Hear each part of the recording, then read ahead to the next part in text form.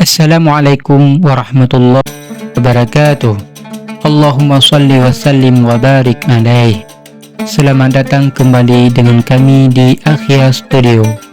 Berbicara tentang sahabat Nabi Muhammad SAW, jumlahnya sangat banyak. Bahkan ada pendapat sahabat Rasulullah ialah orang yang sempat hidup di masa Nabi dan berjuang di jalan Allah. Di antara sahabat tersebut ialah Khalid bin Walid radhiyallahu anhu, dijuluki dengan pedang Allah. Sahabat Akhia Studio, pada video ini kita akan menceritakan sosok Khalid bin Walid lebih dalam.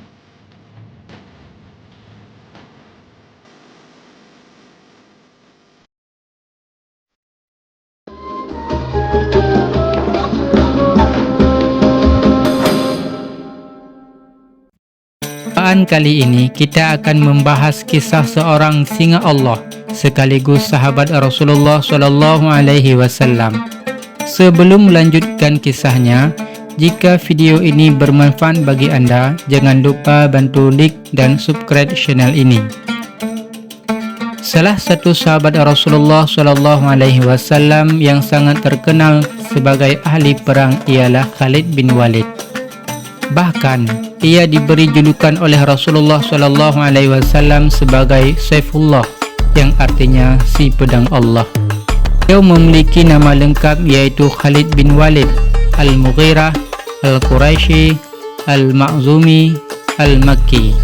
Dahulu sebelum beliau masuk Islam, nama Khalid bin Walid sangat masyhur sebagai panglima tentara kaum kafir Quraisy dan tak terkalahkan. Baju kebesarannya berkancing emas dan mahkota di kepalanya bertahta berlian. Begitu gagah dan perkasanya Khalid bin Walid di medan perang, maupun ahli dalam menyusun strategi perang.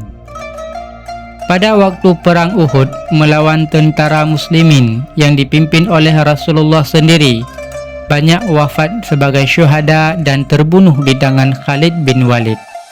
Setelah itu, Khalid memerintahkan kepada pasukannya untuk kembali.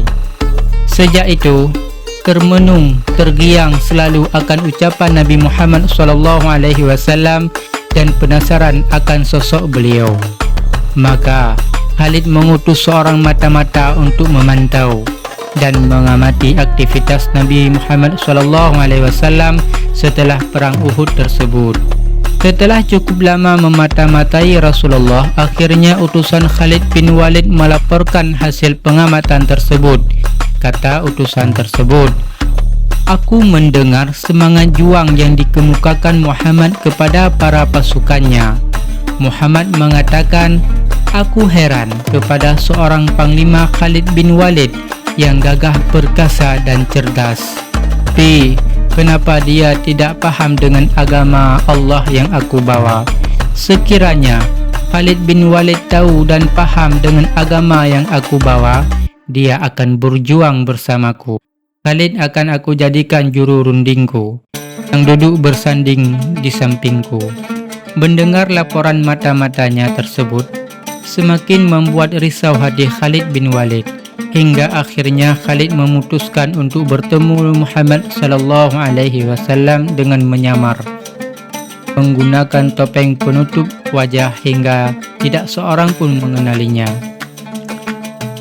Khalid berangkat dengan diri dengan menunggang kuda dan menggunakan baju kebesaran hias emas serta mahkota bertahta berlian, namun wajahnya ditutupi.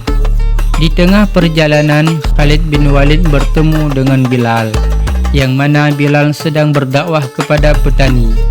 Dengan diam-diam Khalid mendengarkan dan menyimak apa yang disampaikan oleh Bilal, membacakan Al-Quran surat Al-Hujarat, yang artinya, "Wahai manusia, sesungguhnya kami menciptakan kamu dari seorang laki-laki dan seorang perempuan, dan menjadikan kamu berbangsa-bangsa dan bersuku-suku, supaya kamu saling kenal mengenal.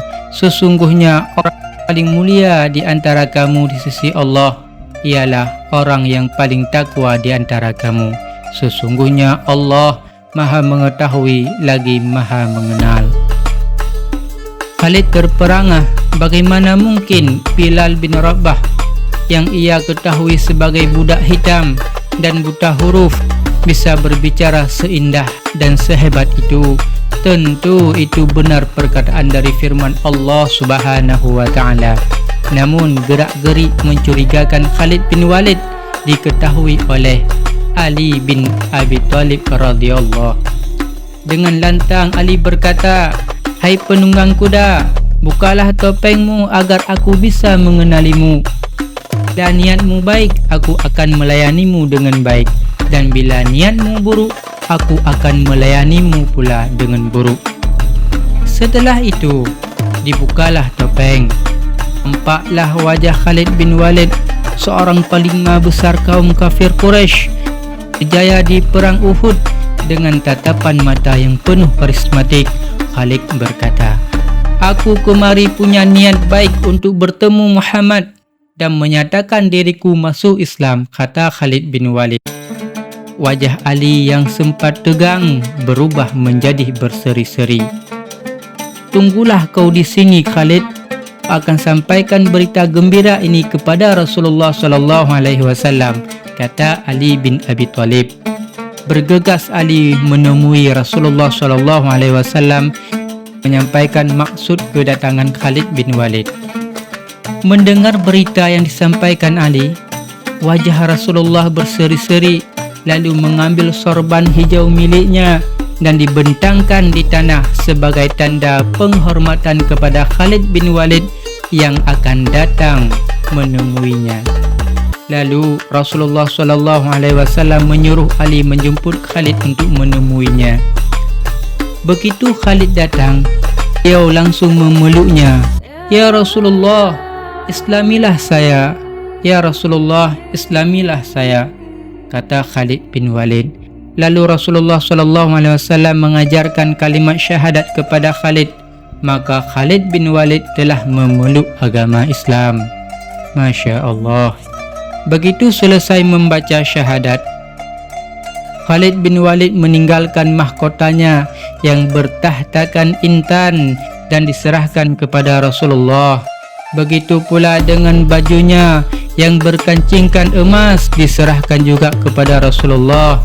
Namun begitu Khalid bin Walid akan mencopot pedangnya dan menyerahkannya kepada Rasulullah, Rasulullah melarangnya. "Jangan kau lepaskan pedang itu, Khalid.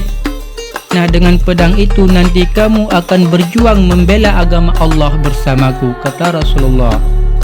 Inilah sosok Khalid bin Walid, seorang yang gagah berani, panglima perang kafir Quraisy yang pernah berperang dengan kaum muslimin.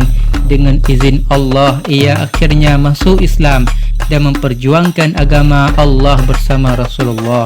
Hingga di suatu hari Khalid diangkat menjadi panglima perang dan mencari kemuliaan, yaitu menjadi syuhada.